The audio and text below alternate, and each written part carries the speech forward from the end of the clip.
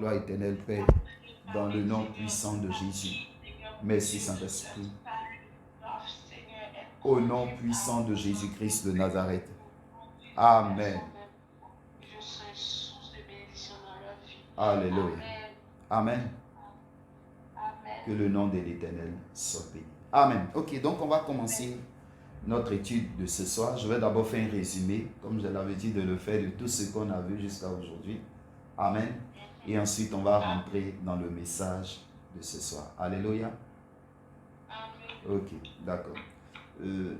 Nous sommes en train de parler de la destinée, de découvrir, comprendre la destinée, découvrir la destinée. Et notre texte de base, c'est Romains chapitre 8, versets 28 à 30. La Bible déclare que toute chose concourt au bien de ceux qui aiment Dieu, de ceux qui sont appelés selon son dessein. Et la Bible dit dans le verset 29, car ceux que Dieu a connus d'avance, il les a prédestinés à être semblables à l'image de son Fils, afin que son Fils fût le premier-né parmi plusieurs frères. Et ceux que Dieu a connus d'avance, il les a aussi appelés. Et ceux que Dieu a appelés, il les a aussi justifiés. Et ceux que Dieu a justifiés, il les a aussi glorifiés. Amen. Amen. Et nous avons donc compris que Dieu a un appel pour notre vie. Dieu a un plan pour notre vie. Et que toute chose qui arrive dans notre vie travaille dans un but pour que le plan, donc le dessein de Dieu pour nous s'accomplisse.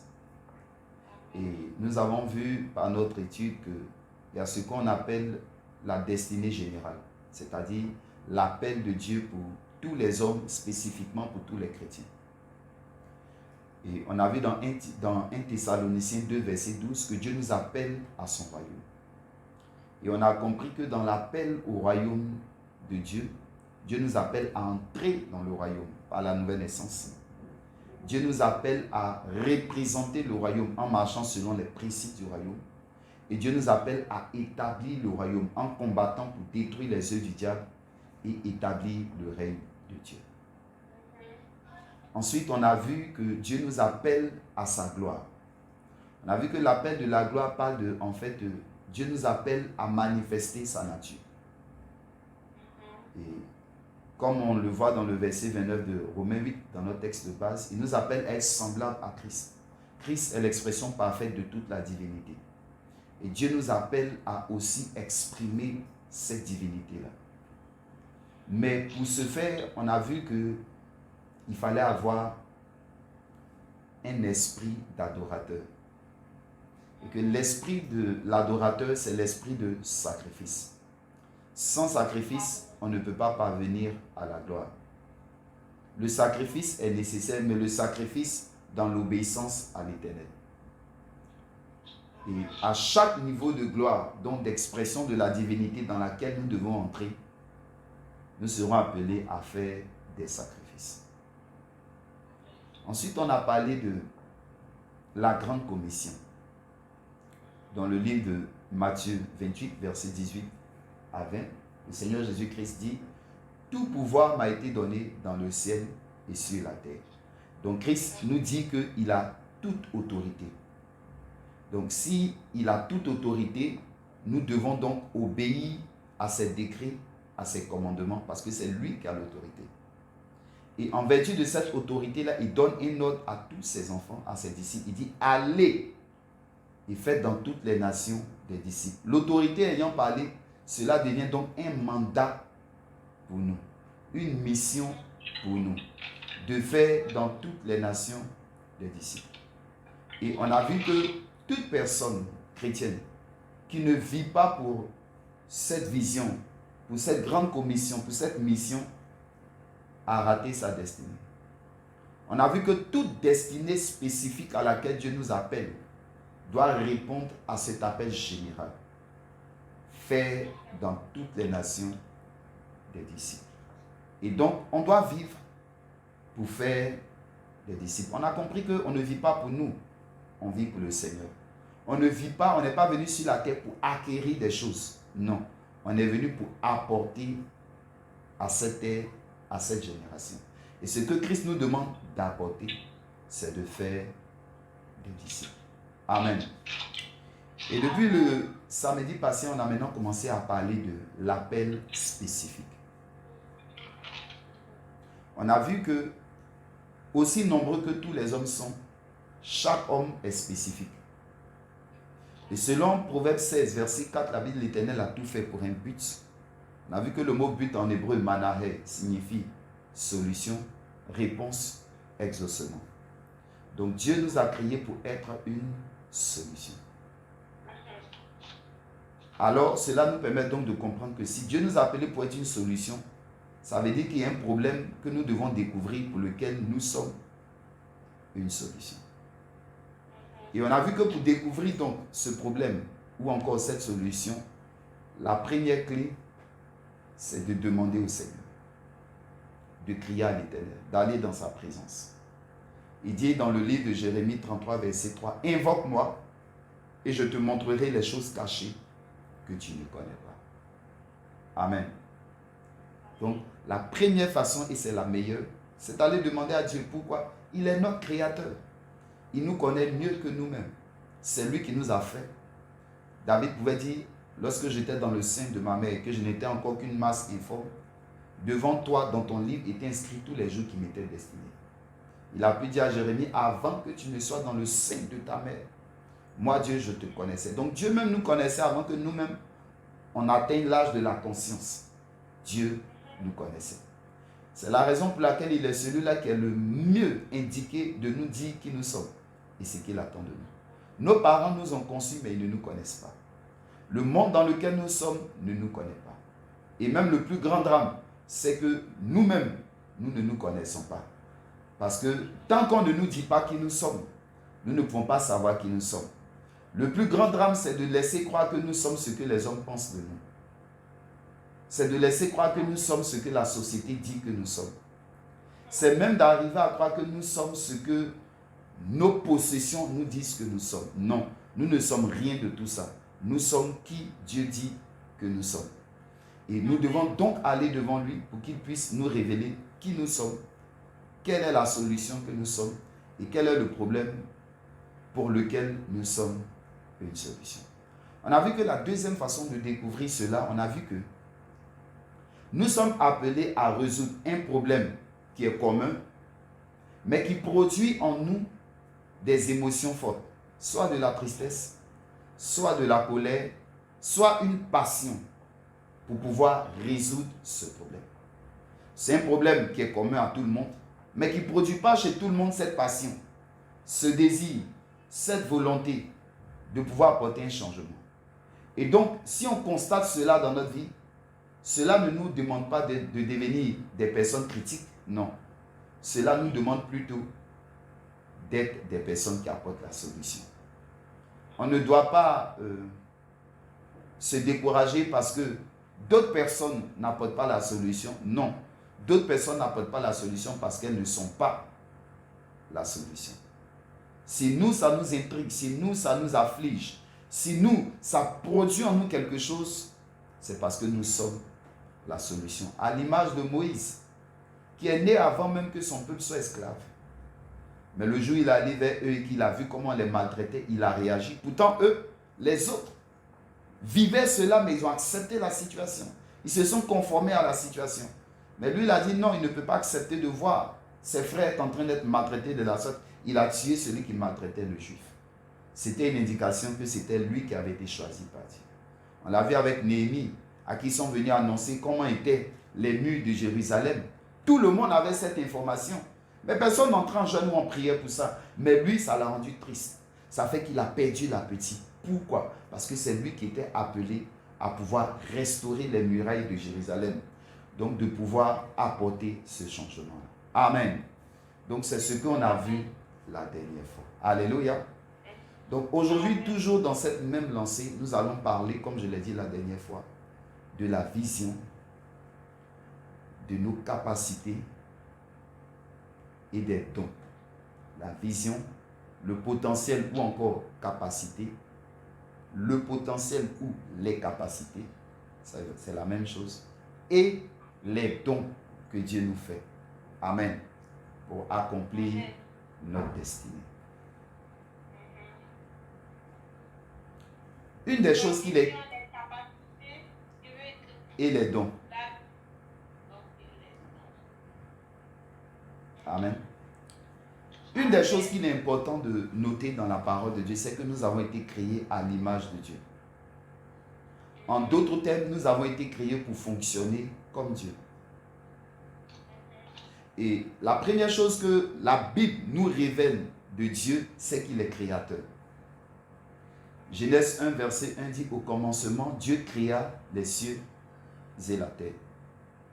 Mais c'est le livre de Jean 1 qui nous permet de bien comprendre le processus de la création. Jean 1, verset 1 dit ceci, au commencement était la parole. La parole était avec Dieu et la parole était Dieu. Toutes choses ont été créées par elle. En d'autres termes, lorsque Dieu a voulu créer toutes choses, sa matière première a été la parole. Mais qu'est-ce que la parole? Le mot parole, c'est le mot ici, dans ce texte, c'est le mot grec logos. Le mot logos signifie l'ensemble de l'expression. Ça veut dire une pensée qui est exprimée ou pas. C'est-à-dire qui peut être exprimée de diverses façons. Mais à la base, c'est une pensée. Par définition, en fait, la parole, c'est une pensée qui est exprimée de différentes façons. Amen. Donc, si je ramène ça dans le verset, ça veut dire au commencement, Dieu a pensé. Amen. Mais qu'est-ce que la pensée? La pensée, ce sont des images que nous projetons à l'intérieur de nous. Amen. La pensée, ce sont des images. Donc, au commencement, Dieu a pensé, il a projeté des images. Mais s'asseoir et puis être en train de penser, c'est ce qu'on appelle rêver. Donc, ça veut dire qu'au commencement, Dieu a rêvé. Amen.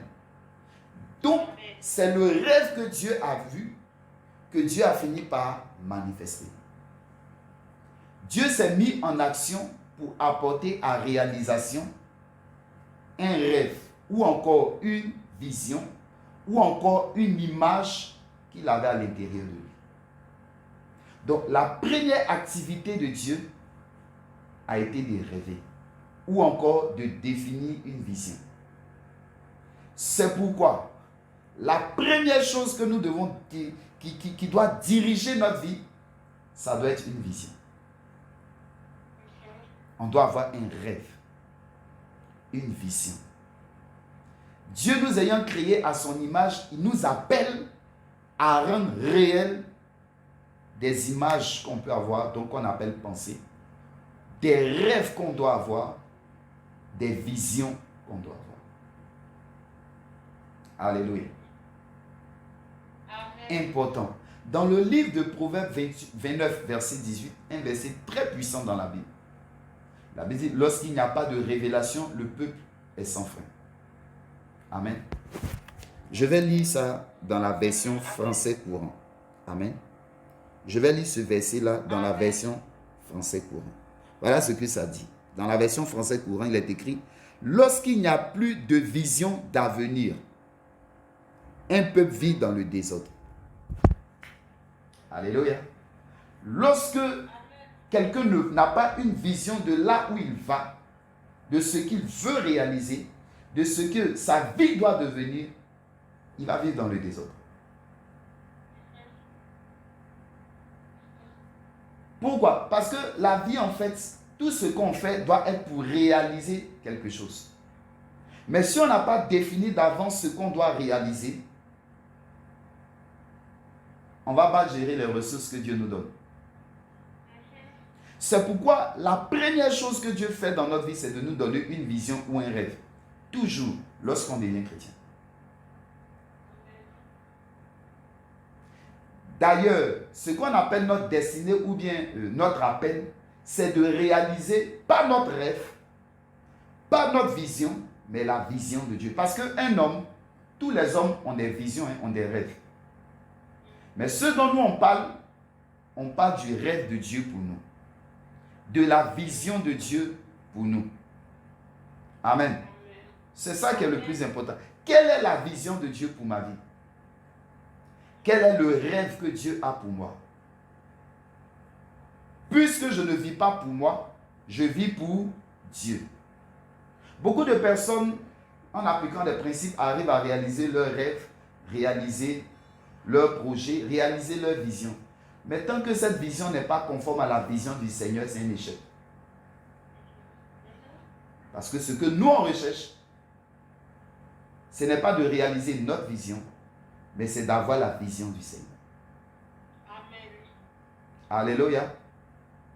C'est très important. Lorsqu'on lit la Bible, de la Genèse à l'Apocalypse, à chaque fois que Dieu vient se révéler à quelqu'un, Dieu lui donne un rêve, il lui donne une vision. Dieu vient parler à Noé. Il dit bâtis une arche. Dieu lui donne une image mentale de ce qu'il doit faire. Donc Noé sait ce qu'il doit faire et en fonction de ça, il se met en action. Dieu vient parler à Abraham. Il dit quitte ta patrie et va dans un pays que je t'indiquerai. Voilà ce que je vais faire avec toi. Voilà ce que je vais réaliser. Il donne un rêve. C'est ce rêve-là ensuite qui motive Abraham à agir. Il vient se révéler à Joseph. Il lui donne un rêve où il montre qu'il sera une étoile spéciale pour toute sa famille. Et c'est ce qui va diriger toute la vie de Joseph. Il va se révéler à Moïse. Il dit, je veux que tu ailles faire sortir mon peuple de l'esclavage pour les conduire dans un pays où coule le lait et le miel. Des gens qui sont en esclavage, qui mangent à la sueur de leur front, qui mangent le pain de douleur. On vient leur dire que vous allez aller dans un pays où coule le lait et le miel. Imagine-toi le rêve qu'ils vont commencer à avoir. À leur époque, il n'y avait pas de chocolat. Ils ne connaissaient pas sucre. Donc pour eux, ce qui était sucré doux là, c'était miel. C'est pourquoi Dieu a utilisé lait et miel. C'est dit ce qui est doux, un pays de... Donc ils ont commencé à penser à un pays où coule lait, où coule miel. Qui n'en a pas envie d'aller là-bas? Pourquoi des gens sont prêts à faire des sacrifices pour aller en Europe? Parce que la perception qu'ils ont de l'Europe, c'est que c'est leur paradis. Dieu nous donne toujours une vision mentale. Et cette vision alors devient l'élément qui va nous motiver à suivre Dieu. Alléluia. Lorsque Christ vient, Christ nous présente, écoute-moi très attentivement, Dieu nous présente toujours deux visions. Une vision éternelle et une vision terrestre. La vision éternelle, c'est la vision du ciel. Il nous présente le paradis. Quand tu entends paradis et puis tu apprends qu'il y a un enfer qui existe, qui a envie d'aller en enfer? C'est parce qu'on est motivé au paradis qu'on va à l'église. Imagine-toi dans une église, on dit bon, il n'y a plus paradis, il n'y a plus enfer. Tu es sûr que tu vas avoir beaucoup de personnes à l'église. Amen. Ce qui nous motive d'abord même pour aller à l'église là, c'est la vision du paradis. On dit un lieu où il n'y a plus souffrance, un lieu où il n'y a plus pleurs, un lieu où il n'y a plus de violence, un lieu où nous-mêmes on ne sait pas à quoi ça ressemble. Il y a certains qui viennent et disent ils sont allés, ils ont vu c'est comme ça. D'autres viennent disent ils ont vu c'est comme ça. Mais on ne sait pas. Tout le monde a envie de voir un peu. Mais tout le monde se fait des imaginations. Mais nous tous on veut aller au paradis. Pourquoi? Dieu a pu mettre en nous une vision, un rêve qui alors motive nos actions. Ça c'est le premier rêve. Et pour pouvoir réaliser ce rêve-là, le rêve du paradis ou de l'éternité, il faut croire et il faut garder la foi. Amen. Il faut croire, mais ça ne suffit pas. Il faut garder la foi. Ensuite, il y a la deuxième vision céleste. Ce sont les récompenses. Lorsqu'on lit le livre d'Apocalypse, Jésus dit, bon et fidèle serviteur, parce que tu étais fidèle, voilà, reçois la couronne. On entend dire qu'il y aura des trônes, il y aura des couronnes. Jésus nous donne la parabole des talents pour nous montrer qu'il y aura des récompenses. Donc du coup, d'abord on veut aller au ciel, mais après on comprend que non. Ce n'est pas juste qu'il faut aller au ciel. Il ne faut pas aller au ciel et puis être un gaou au ciel ou bien un dernier au ciel. On veut avoir encore une place élevée. Est-ce que tu comprends? Et ça encore, ça nous motive cette fois-ci à quoi? À servir Dieu. Pourquoi est-ce qu'on est prêt à servir Dieu sur cette terre? Pourquoi est-ce qu'on est prêt à vouloir faire des sacrifices sur cette terre? Ce n'est pas d'abord pour la récompense terrestre. C'est pour la récompense céleste. Ce n'est pas pour notre salut, non. C'est pour la récompense céleste. Ce que nous faisons pour Dieu n'est pas ce qui détermine notre salut. Ce qui détermine notre salut, c'est la foi au sacrifice de Jésus. Ce que nous faisons maintenant pour Dieu est ce qui va déterminer notre position et notre récompense au ciel.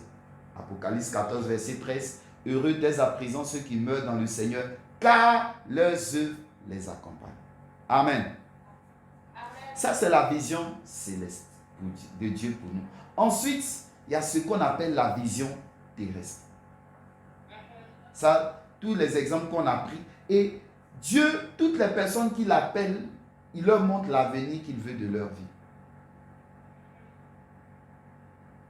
Il a parlé à Pierre, il dit, suis-moi, je vais faire de toi un pêcheur d'hommes.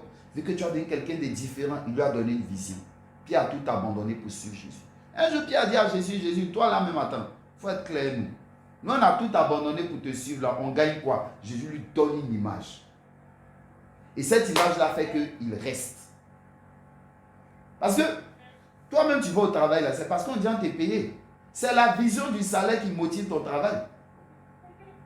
Ou bien, si à partir d'aujourd'hui, on dit, bon, toi, on ne va plus te payer, il faut venir travailler comme toi-même, il faut payer carburant, tout ça. Ah, tu as dit, ah. Peut-être tu es allé au début par moi, mais à un moment, tu as dit, ah, il n'y a plus de ressources pour aller, donc vraiment, je suis désolé. Ou bien. Amen. Donc, la récompense, la vision motive nos actions. C'est pourquoi, pour accomplir notre destinée, on doit connaître la vision de Dieu pour nous. Déjà, je viens d'expliquer la vision éternelle, mais maintenant, la vision terrestre. Écoute-moi. La vision terrestre peut être bonne et elle peut être dure. Ne l'oublie pas. Amen. Dieu a parlé à Abraham, il dit, je te bénis, je fais de toi une source de bénédiction.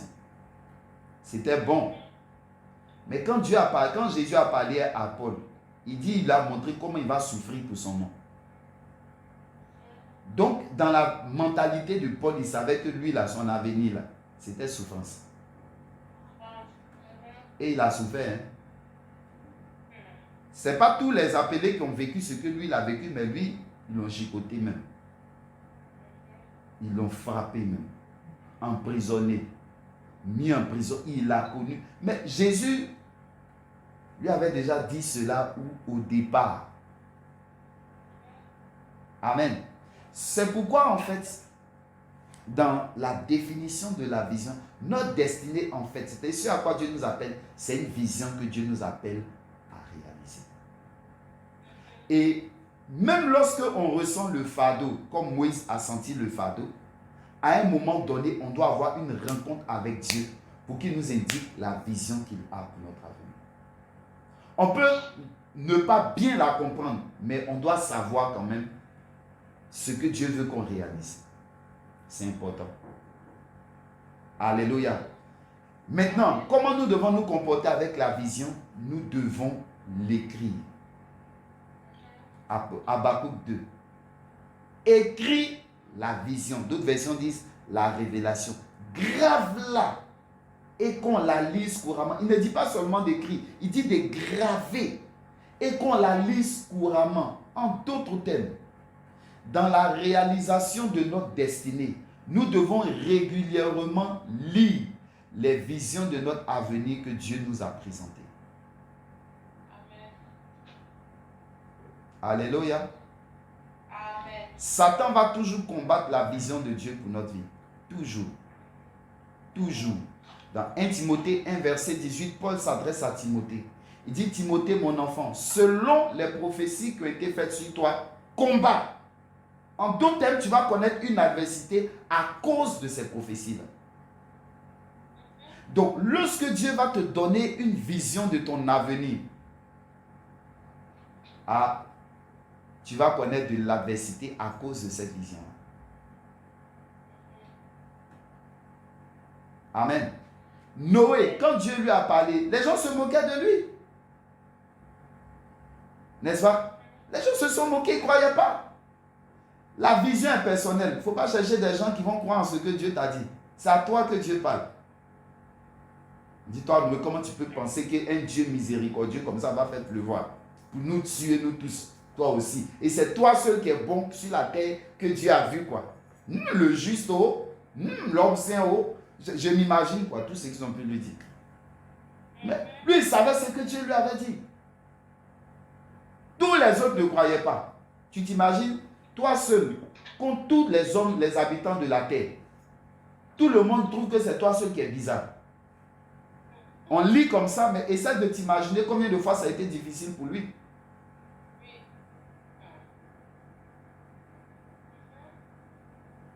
Regarde Joseph. Dieu lui donne un rêve. À cause de rêve il a eu là, ses frères veulent le tuer. Dieu va le tuer aujourd'hui. On va voir ce qui va devenir ses rêves. La vision de Dieu apporte l'adversité. Amen. La vision n'apporte pas l'approbation. Non. La vision apporte l'adversité. Parfois, l'adversité, parfois tu vois que ça vient de l'autre. Parfois, ça vient de ta propre famille. Ça vient, quand on dit ta famille, c'est pas, ça peut venir de ta famille biologique. Mais même de ta famille chrétienne. Toi, comme ça, là, tu crois que toi, toi aussi. Tu ne peux pas. Non. Ça te raconte quand même. Vous avez des rêves bizarres là. Mais justement, Dieu nous demande de rêver. Dieu ne peut pas t'appeler à réaliser quelque chose de possible. Sinon, Dieu ne sera pas honoré dedans. Il va toujours t'amener à réaliser quelque chose qui est au-dessus de tes capacités pour que tu comptes sur lui. Dis, je me donne le droit de rêver. Je me donne le droit de rêver. Et je rêve du rêve de l'Éternel au nom de Jésus. Et je rêve du rêve de l'Éternel au nom de Jésus. Amen. Lorsque Dieu parle à Josué, il dit que ce livre de la loi ne s'éloigne point de ta bouche. Médite-le. Mais qu'est-ce qui est écrit dans le livre de la loi? Il y avait les commandements, mais il y avait aussi surtout les promesses de Dieu pour la conquête du territoire de Canaan. Tu vas voir que dans le verset qui précède au verset 7, il dit « Prends courage, ne t'effraie point. » Que ce livre de la loi, en d'autres termes, Josué devait aller en guerre. Et les peuples qui devaient aller confronter étaient plus forts qu'eux. Dieu dit « Ne sois pas effrayé. » Et comment? Quand tu vas lire dans le livre de la loi, tu vas voir que je vous ai promis de vous donner la victoire. Je vous ai promis de combattre pour vous. Je vous ai promis de vous donner, je ne vais jamais vous laisser. Donc quand tu vas voir tout ça, ça va faire quoi? Te fortifier. Le rêve est ce qui te maintient sur le chemin de Dieu. C'est pourquoi écris les rêves que Dieu te donne. C'est pourquoi écris la vision que Dieu te donne et lis-la couramment. Déclare-la couramment. Appelle-la couramment à se manifester dans ta vie. Donne-moi mon amen. Amen, amen. Très important. C'est une clé maîtresse dans l'accomplissement de notre destinée. Malgré tout ce qui est arrivé à Joseph, il a pu encore se souvenir des rêves que Dieu lui a donnés. Dieu lui a donné 2 rêves. Dieu ne lui a plus encore jamais donné de rêves sur son avenir. Plus jamais. C'est à nous de garder les rêves que Dieu nous donne. Et tu vas voir qu'au début, parfois, de notre marche chrétienne, ou bien de notre appel, Dieu va toujours te montrer là où il veut aller avec toi. Mais peu importe la grandeur de ce que Dieu te dit, tu dois y croire. Tu dois le déclarer. Et tu dois t'attendre à ce que Dieu crée des circonstances pour l'accomplissement de ses rêves. D'ailleurs, lorsqu'on dit que toute chose concourt au bien de ceux qui aiment Dieu, Dieu va susciter des événements, des circonstances, des problèmes et aussi des bienfaits dans ta vie dans un but que ce rêve-là se réalise. Avoir un rêve. Donc, clé principale pour réaliser notre destinée, on doit avoir un rêve. La Bible dit Jésus-Christ, notre Seigneur, qui est notre modèle. Dans Hébreux 12, verset 2, à cause de la gloire qui lui était réservée. D'autres versets disent, à cause de la joie, il a méprisé la douleur. Donc Jésus ne regardait pas à la croix. Jésus regardait à la gloire qui était derrière la croix. Amen. Nous devons avoir les regards sur la vision. Très important. Amen. Maintenant, lorsque Dieu nous donne une vision, Dieu nous donne des capacités pour pouvoir réaliser la vision. Je répète, Dieu nous donne des capacités pour réaliser la vision. J'appelle capacité ce que le potentiel naturel que Dieu donne aux hommes. Ce potentiel naturel-là, je le divise en 3 parties. Ok? La première partie des capacités, j'appelle ça les capacités générales. Ça veut dire ce que tout le monde peut faire. La Bible dit tout est possible à celui qui croit. Un homme peut tout devenir s'il s'exerce, s'il s'entraîne. Amen. Un homme peut tout devenir. Parce que l'homme a été tiré de la terre. La terre produit selon la semence qu'on met à l'intérieur d'elle. Donc selon ce qu'on veut produire, on n'a qu'à mettre la semence en nous. Ça, c'est ce qu'on appelle les capacités générales. Par exemple, Dieu nous a donné des yeux pour voir.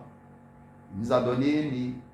Il nous a donné une bouche. Il nous a donné des oreilles. Il nous a donné des mains. Nous tous on a ça. Il nous a donné des pieds. Il nous a donné le joug. Toutes ces capacités que Dieu nous a données, n'oublie pas, c'est pour servir la vision. On vit pour accomplir la vision de Dieu. Donc, c'est le potentiel, premier potentiel ou encore capacité première que Dieu nous donne. Ensuite, il y a ce qu'on appelle le talent naturel qui nous distingue. C'est une capacité spécifique que Dieu donne à chacun de nous, qui est propre à nous. Amen.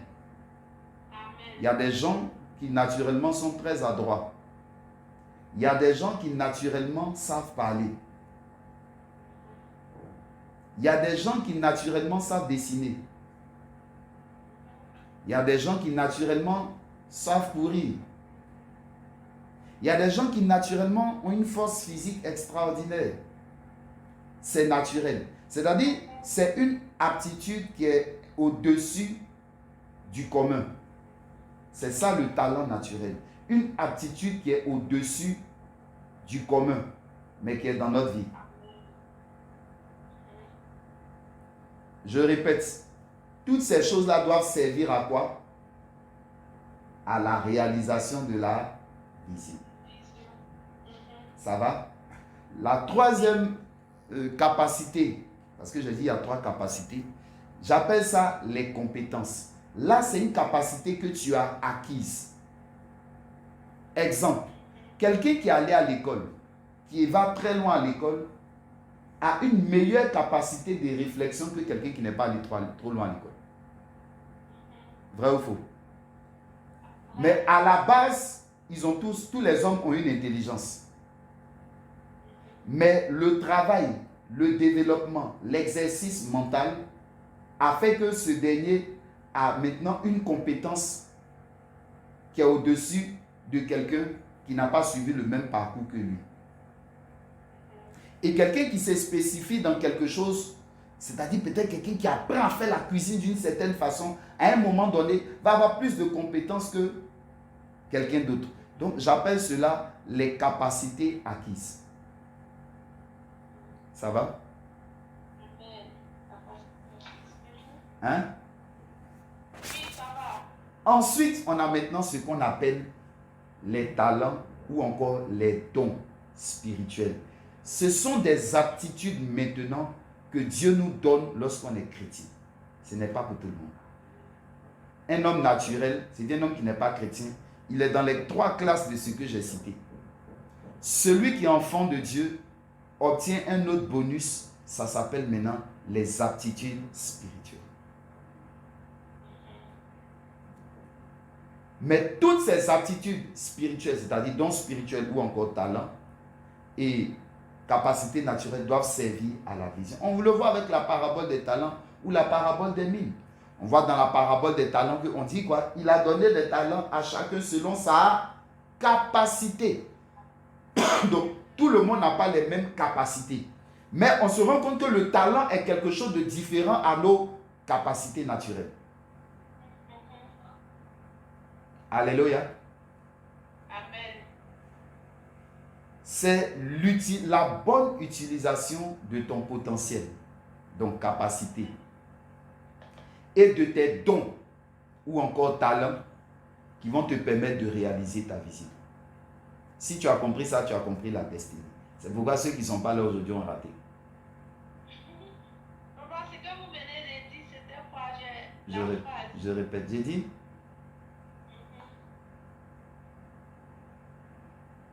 toutes les capacités et les dons que Dieu t'a donnés est ce qui va te permettre de réaliser ta vision. Écoute-moi, tu ne pourras jamais réaliser ta vision avec Dieu en dehors de tes capacités et des dons que Dieu te fait. Ce n'est pas possible. Il faut acquérir, si tu veux avoir beaucoup d'argent, ce n'est pas avec l'argent qu'on a accompli la vision. Amen. L'argent est une ressource matérielle qu'on va voir plus tard pour accomplir la vision. Mais ce n'est pas ça qui permet d'accomplir la vision. On va voir deux exemples dans la Bible. Ok?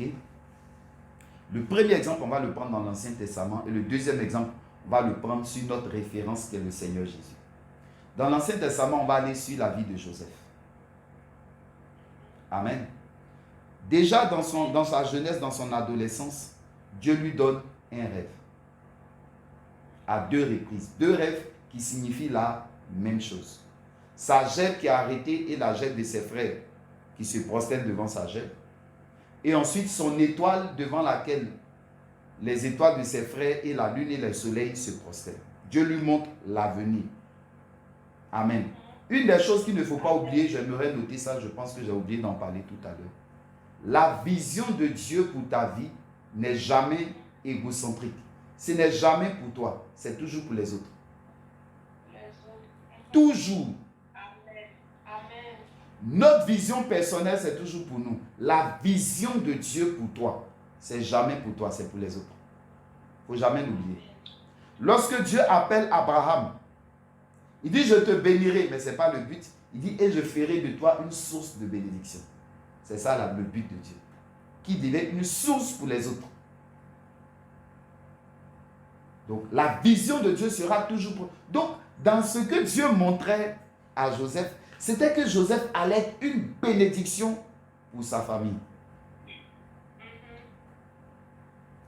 Ok. Lorsqu'on étudie la vie de Joseph, Joseph avait un talent ou encore une capacité naturelle. C'était d'être intègre et fidèle dans le travail. Dans sa jeunesse, regarde, quand il gérait le bétail de son père, il était fidèle. Et il décriait à son père l'infidélité de ses frères parce que c'était contre sa nature. Lui, c'était comme ça, il était fidèle dans la gestion, un bon gestionnaire. Joseph n'a jamais créé d'entreprise. Il était un bon gestionnaire. Fidèle dans la gestion. Et c'est pourquoi son père l'envoyait vers ses frères pour voir là où ils étaient allés. Et ses frères, jaloux de lui, à cause de son rêve, l'ont vendu. Quand il est arrivé chez Potiphar, il n'a pas changé de travail. Cette même fidélité dans le service, c'est ce qu'il faisait chez Potiphar. C'est ce que Potiphar a remarqué et Potiphar l'a établi sur sa maison. Amen. Et tu vas te rendre compte que lorsque Satan a utilisé la femme de Potiphar pour l'attaquer, c'est cette fidélité-là que Satan a voulu détruire. Et il a dit, comment pécherais-je ainsi contre Dieu et contre ton mari? Il est resté fidèle, c'était sa nature. Il s'est retrouvé en prison. Il était encore fidèle dans ce qu'on lui confiait en prison, de sorte à ce que lorsque le chef de la prison a vu ses capacités, il a établi sur toutes les autres personnes qui étaient dans la prison. Parce qu'il était fidèle, intègre. C'était sa grâce. Lorsqu'après il se retrouve devant Pharaon, qu'est-ce que Pharaon fait? Il lui confie la gestion du royaume. Pourquoi? Parce qu'il a encore une personne fidèle. Tu vois que plus tard, même lorsque dans le temps de la famine, le peuple est venu parce qu'il n'avait pas de pain. S'il était infidèle là, il pouvait vendre le blé pour lui. Mais non, c'était un homme fidèle. Il a vendu le blé pour qui? Pour Pharaon. Amen. Il est resté dans cette grâce que Dieu lui a donnée là. C'est dedans il est resté. C'était sa capacité naturelle. Il avait une capacité spirituelle. L'interprétation des songes.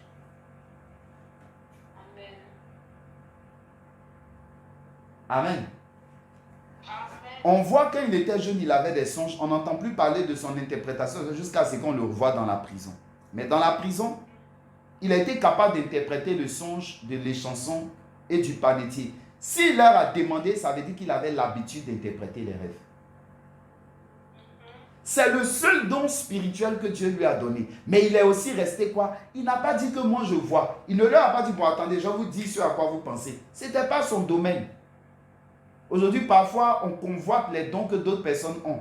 Parce que le gars, sa façon de prophétiser est tellement chic. Je veux prophétiser comme lui. Ce n'est pas ce qui va te permettre. Dieu, si Dieu ne te l'a pas donné, c'est que ce n'est pas utile pour l'accomplissement de ta destinée, de la vision que Dieu te confie. Joseph n'avait pas besoin. La seule chose que Joseph devait faire, c'était la bonne gestion de sa capacité naturelle. Parce que sa capacité spirituelle seule ne suffisait pas pour accomplir sa destinée. Sa capacité naturelle aussi seule ne suffisait pas pour accomplir sa destinée. Amen. Sa capacité spirituelle est ce qui lui a ouvert les portes chez Pharaon. Mais c'est sa capacité naturelle qui a permis qu'il soit établi par Pharaon. Aussi, tu as compris, donne-moi mon amen. Alléluia. Donc, la découverte de ton potentiel naturel et de tes dons spirituels, la bonne gestion de ces deux capacités est ce qui te permettra d'accomplir ta destinée. C'est ce qui a permis à Joseph d'accomplir sa destinée. Maintenant, parlons du Seigneur Jésus. J'ai découvert, le Saint-Esprit a ouvert mes yeux, c'est extraordinaire. J'ai découvert le don naturel de Jésus, homme. Il avait un don naturel. Tu sais c'était quoi? Non. La capacité d'écouter les autres. Comment je le sais? La première fois où on voit Jésus s'exprimer, c'est à l'âge de 12 ans. Ou dans le temple. Qu'est-ce qu'il est en train de faire? Il pose des questions pour avoir des réponses. Il écoute. Par la suite, on dit il va avec ses parents, il leur est soumis. Ça veut dire qu'est-ce qu'il fait? Il les écoute. Lorsque le Seigneur Jésus-Christ finit d'être baptisé et qu'il est dans le désert pendant 40 jours, quand Satan vient le tenter, si tu es le Fils de Dieu, fais tant. Il dit l'homme n'a pas seulement besoin de paix, il a besoin de la. Donc qu'est-ce qu'il faisait pendant les 40 jours? Il écoutait le Père. Regarde tout le ministère du Seigneur Jésus. Il arrive vers les gens, il leur pose des questions. Bartimée, il voit qu'il est aveugle, mais Jésus est quelqu'un qui aime écouter. Qu'est-ce que tu veux que je fasse pour toi? Il arrive devant l'homme qui est paralysé depuis 38 ans. Est-ce que tu veux être guéri? Jésus est quelqu'un qui écoute. C'est parce qu'il savait écouter qu'il savait aussi quelle parole dire aux gens. Parce que quelqu'un qui ne sait pas écouter ne peut pas savoir quelle parole dire. Le talent naturel que Jésus a développé depuis son enfance, c'est la capacité d'écouter. C'est pourquoi aussi il était celui qui savait le mieux parler. Donne-moi mon amen.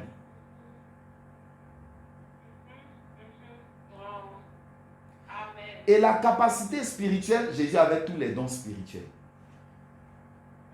Mais ce sont ces deux choses-là qui ont permis à Jésus d'accomplir sa destinée. À Gethsemane, il est dans le jardin d'Éden. Il dit, Père, je veux que cette coupe s'éloigne de moi. Non pas ce que je veux, ce que tu veux. Je veux encore t'écouter avant d'aller. Je veux être sûr que c'est toi que j'entends. Je veux être sûr. Écoutez Dieu. Amen. Donc, pour nous réaliser, tu dois découvrir les aptitudes naturelles que Dieu t'a données. comme je les ai classifiés en 3 classes, et les dons spirituels que Dieu t'a donnés. Écoute-moi, tu ne dois pas forcément chercher les dons que quelqu'un d'autre a. Tu n'en as pas besoin pour accomplir ta destinée. Pour accomplir ta destinée, tu as seulement besoin de ce que Dieu t'a donné. Et comme on va le voir certainement à partir de samedi prochain, et être fidèle dans la gestion de ces dons-là. Maximiser dans l'expression de ces dons-là. Exceller dans l'expression de ces dons-là. Alors, tu accompliras la vision de Dieu pour toi. Que Dieu te bénisse. On va prier le Seigneur. Tu vas bénir le Seigneur pour cet enseignement. Père, merci pour ta grâce. Merci pour ta parole. Père, sois loué. Reçois toute la gloire. Au nom de Jésus. Amen.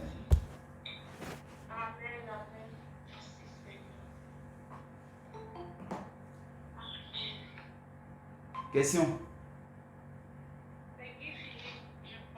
Non. C'est Monsieur Nia.